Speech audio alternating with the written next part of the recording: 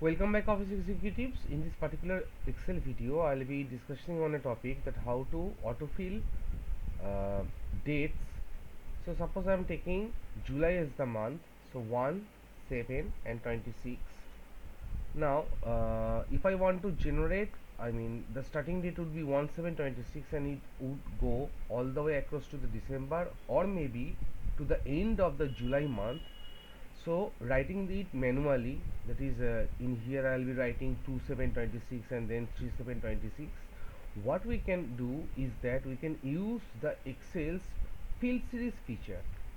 So from the field section, if I go to the series section, now we are concerned about the vertical filling up of cells. So instead of rows we will be selecting columns. Yeah, we will be selecting columns, and the stop value would be 31 and then 7 and then 26. Fine.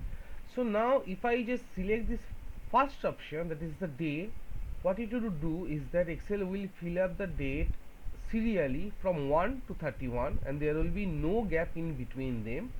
However, if we select the second option, weekday, then Saturday and Sunday would be taken as the holiday and those 2 days will be skipped while generating the autofill of the dates.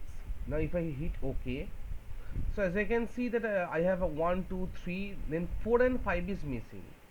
So let me open up the calendar and here it is, 4 and 5 is a Saturday and Sunday. In a similar way, 11 and 12 is also should be missing. So 10 is there, but 12 and 13, 10, 11 and 12 is not present in this list of dates, since those are treated as holidays in weekday. Now if I want to change that, maybe in not in all of the organization Saturday and Sunday is being taken as the holiday. What if it is Sunday? What if it is Saturday? Or maybe Sunday and Monday? Then we need to use Excel function workday.intl. So let me just rerun the program.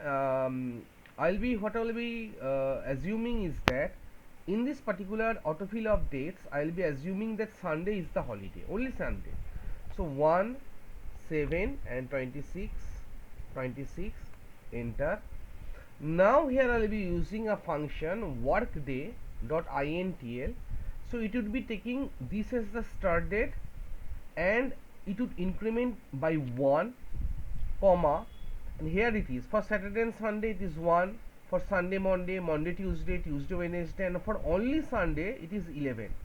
So let me hit tab, close the braces and hit enter.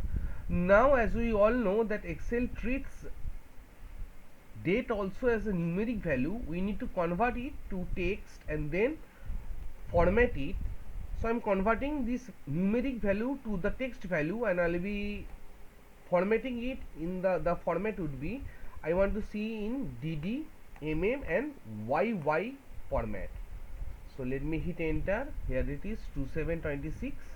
Now if I drag all the way across to here, so here I am having 1, 2, 3, 4, 5. 5 is missing. Again 6, 7, 8, 9, 10, 11, 12 is missing. So 5 is missing. So let me check the calendar from here. So as you can see, this is June and the next month will be July. So 5th is the Sunday. In a similar way, 12 is also a Sunday. So 5 and 12 is not being taken into account. So before ending the video, let me again show what the formula I used. So I used the function workday.intl and in the suggestion of the drop down list it shows, that is Excel refers, so which of the international holiday format you would like to generate the autofill date according to your wish. So that's all for this video. Thank you all guys, and see you again for some other video.